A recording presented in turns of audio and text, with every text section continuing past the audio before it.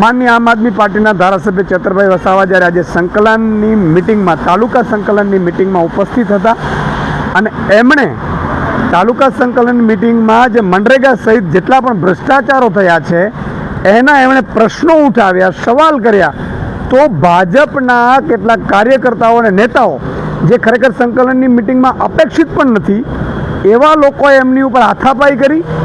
ચેતર વસાવા ભ્રષ્ટાચારની સામે અવાજ ન ઉઠાવે, એમને સવાલ ન કરે, એમની પોલ ના ખોલે એટલા માટે થઈ અને ચેતર વસાવા ઉપર હલ્લાબોલ કરે છે ભાજપના નેતાઓ કાર્યકર્તાઓ. એટલું નહીં, જ્યારે ચેતર વસાવા પોલીસ સ્ટેશનમાં આમની વિરુદ્ધ ફરિયાદ લખાવવા જાય છે ત્યારે આ જ ભાજપવાળાઓ અને પોલીસ તંત્ર જાણે લોકશાહીની હત્યા કરતું હોય, જાણે ચૂંટાયેલા ધારાસભ્યને પણ બંધારણની રીતે જે હક મળે છે એ પણ છીનવી લેતા હોય એમ ચેતરભાઈ વસાવાની ફરિયાદ લેવી તો દૂર, એમની ઉપર FIR ખોટી કરી દે છે કે એમણે લાપા માર્યા ને એમણે હાથાપાઈ કરીને. આ શું થઈ રહ્યું છે? એટલું નહીં, આ પોલીસ ચેતરભાઈને એના પરિવારને કે એમના વકીલને પણ મળવા નથી દેતી, સીધા જિલ્લા મથકે લઈ જાય છે. આ કઈ પ્રકારની લોકશાહી છે? ભાજપ આટલી તાનાશાહી કરી રહી છે.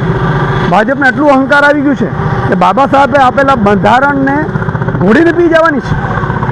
આ ખરેખર આ લોકતંત્ર છે કે ઠોકતંત્ર છે ખબર નથી પડતી. ચેતરભાઈ વસાવાને અત્યારે મળવા દેવામાં નથી આવતા. ચેતરભાઈ વસાવાને ક્યાં લઈ ગયા છે, કોની સાથે લઈ ગયા છે, એમને વકીલને પણ મળવાની છે. શું ભ્રષ્ટાચાર સામે અવાજ ઉઠાવો? આ ભાજપવાળાને જે કરોડો રૂપિયા મંત્રીઓના અને એના મળતિયાઓના ખુલ્લા પડ્યા છે ચેતરભાઈ વસાવાએ, તો આ ચેતરભાઈ વસાવા ઉપર તમે FIR કરશો, ખોટી રીતે FIR કરશો, એની લેવાને બદલે એમની FIR એના ઉપર કરશો. આ સદંતર વખોડી કાઢવા લાયક અને લોકતંત્રની હત્યા બરોબર છે. હું DGPને વિનંતી કરીશ કે બંધારણ રીતે ચાલે અને ચેતરભાઈને તુરંત છોડી દેવામાં આવે. એટલું જ નહીં, ચેતરભાઈએ જે ભાજપના નેતાઓ એમના ઉપર હુમલો કરે છે એમની ઉપર FIR લેવામાં આવે, એમની ઉપર તપાસ કરવામાં આવે અને યોગ્ય કાર્યવાહી કરવામાં આવે. સાથે જે ભ્રષ્ટાચાર થયા છે એ ભ્રષ્ટાચારની પણ યોગ્ય તપાસ થાય.